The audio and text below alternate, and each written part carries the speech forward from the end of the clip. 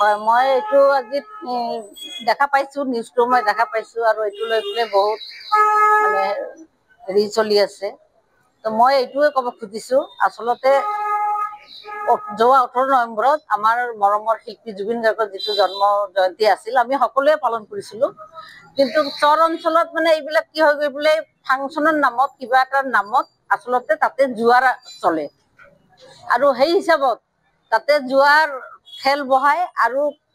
যিবিলাক ধৰণৰ মানে হিন্দী ডেন্স যিবিলাক কৰিছিল আচলতে আমাৰ নাৰী সমাজক কলংকিত কৰিছে সেই নৃত্য শিল্পীজনে লগতে মই এইটোও ক'ব খোজো যিটো কমিটিত আছে আৰু সেই নৃত্য শিল্পী ছোৱালীজনী যিয়েই নহওক অতিকৈ মানে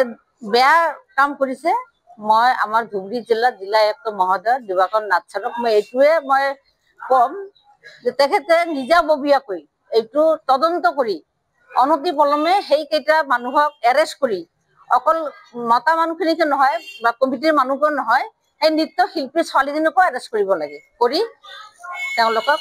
এটা শাস্তি এনেকুৱা শাস্তি দিব লাগে যাতে সমাজত যাতে এই ধৰণৰ কোনো ধৰণৰ বেয়া নৃত্য বা এই ধৰণৰ কিবা কাৰ্যকলাপ দেখি আমাৰ নৱপ্ৰজন্মৰ ল'ৰা ছোৱালীবিলাকে যাতে বেয়া নহয়। গৌৰীপুৰ থানাৰ এলেকাত এনেকুৱা এটা ঘটনা হৈছে গৌৰীপুৰ এক প্ৰকাৰ সাংস্কৃতিক নগৰী বুলি কোৱা হয় এই সাংস্কৃতিক নগৰীৰ অধীনত এনেকুৱা ধৰণৰ কাম কৰা কিমান গ্ৰহণযোগ্য?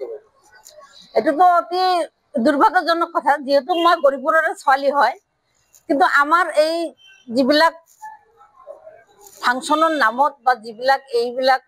নাম লৈ কিছুমানৰ মানে কাৰোবাৰ জন্ম জয়ন্তী হওক বা কিবা ঈদৰ উপলক্ষে হওক যিবিলাক ফাংচন বিলাক পাতে কমিটি বিলাকে সেইবিলাকত প্ৰায় দেখা যায় চৰ অঞ্চলত এইবিলাক চলি থাকে কিন্তু আচলতে সেইবিলাক হ'ব নালাগে আমাৰ গৌৰীপুৰ থানাৰ অন্তৰ্গত যিবিলাক জায়গাত এইবিলাক চলি থাকে ফাংচন বিলাকত মই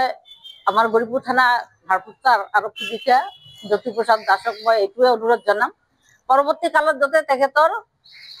অন্তৰ্গত যিবিলাক জায়গা আছে তেখেতে যাতে সেইবিলাক ভালদৰে চাই চিতি পাৰ্মিশ্যন বিলাক দিয়ে কাৰণ থানাৰ পাৰ্মিশ্যন নহ'লেতো এইবিলাক ফাংচন হ'ব নোৱাৰে না সেইবিলাক যাতে যেতিয়া হেৰি দিব পাৰ্মিশ্যন দিব নিজৰ ৰাখিব লাগিব।